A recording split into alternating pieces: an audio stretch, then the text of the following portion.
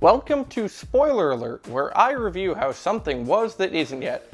Can you guess what's coming this week? Yes, the final book of Legend of Korra, Balance, is coming out, this time without an absurd wait since the last one. I know people have mixed feelings about this show, so I'll just say my personal opinion is that book 1 was awesome, book 2 sucked, and book 3 got better as it went on.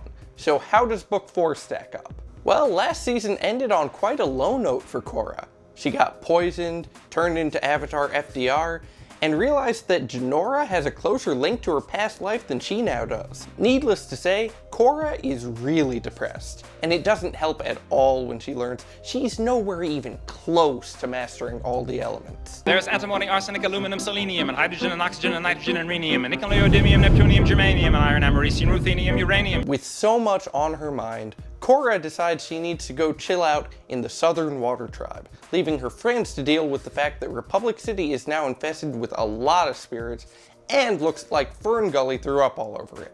After spending most of last season taking a page from the Book of Mormon and knocking on front doors for the sake of the Air Nation, Tenzin is back in town and is generally unhappy that he can't just blame every problem in the city on Spider-Man. He's a menace to the entire city! I want that wall-crawling arachnid prosecuted! Mako tries his best to keep order in Republic City as a cop, but finds that without his trademark scarf, he just can't go on. No matter what he tries to fill the void around his neck, he can't fill that void in his heart. Bolin tries to help his brother with his new lava bending powers, but in the end just gets roped into helping Varric invent the lava lamp.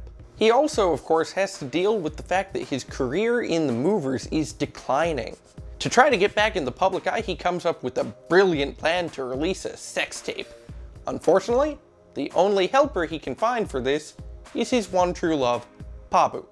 Varric actually comes closest to helping Republic City when, after a tragic accident, he gives up war profiteering and becomes Iron Man. The president of Republic City fails at getting any help with their spirits because they killed Unalaq a couple seasons back, and the president of Nickelodeon fails similarly. Thus, Korra is called back from the Southern Water Tribe and she breaks out of her depression to help Republic City restore balance.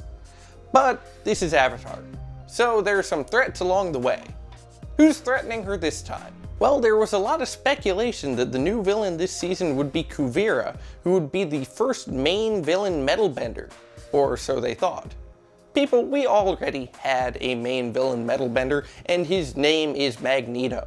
We don't need another, and the writers knew that, so they moved on. Zahir does come back this season, but he does not get that sock taste out of his mouth. Last season, he left a power vacuum in Ba Sing Se by leaving a literal vacuum in the Queen's face. You might even say, he took her breath away. You can take my breath away.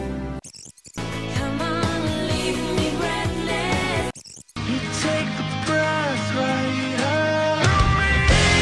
But really, Zahir is only second string to the main villain for the 4th season, who can trace an ancestry full of hatred against the Avatar. Yes, the new main villain is none other than the unfortunate cabbage merchant, who lays siege to Republic City in an epic battle with his army of Cabbage Patch Kids. That's it for Spoiler Alert. Tell me what you want reviewed in advance next, and until then, don't say I didn't warn you.